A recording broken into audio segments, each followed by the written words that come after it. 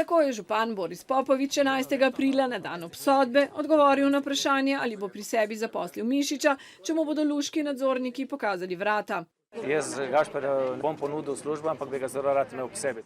A za prijatelja in zaveznika se očitno ni težko najesti zarečenega kruha in tako se njuno zavezništvo iz luških časov nadaljuje v županovem kabinetu. Tam sicer sedi že 5 svetovalcev, Mišič pa bo za župana menda iskal razvojne možnosti mesta in regije in bo svetovalec za posebno težke gospodarske projekte. Čeprav je ob razrešitvi poudarjal, da je finančno preskrbljen do konca življenja, tega ne bo počel pro bono. S 1. junijem bo redno zaposlen, v katerem plačnem razredu na občini niso odgovorili.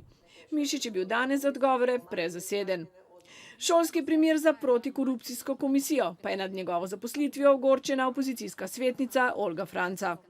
Gre za še en primer prijateljskega klientelističnega zaposlovanja na račun našega davkoplačevalskega denarja. Popovič, ki v svoje naročje rad sprejema odpadnike, ima poleg Mišiča še 5 na zaupanje vezanih svetovalcev.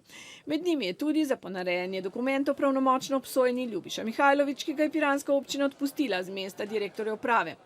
Za primerjavo, novogoriški in kranjski župan recimo nimata nobenega svetovalca. Popovič sicer rad javno ponuja svoje občudovanje Mišiča. To je en človek, ki je že zaslužil za kapučino v življenju, kot jaz rad povem. Tako sposobnega predsednika uprave še nismo imeli. Takšna medsebojna kemija sproža namige, da gre za vizionarsko zaposlitev. Najprej naj se Mišič udomači v koperskem okolju in če bo župan moral v zapor, bi lahko zapolnil prazen prostor. Pri tem je zanimivo, da se je Mišič, vsaj po njegovem Facebook profilu sodeč, bivanjsko že preselil v Koper.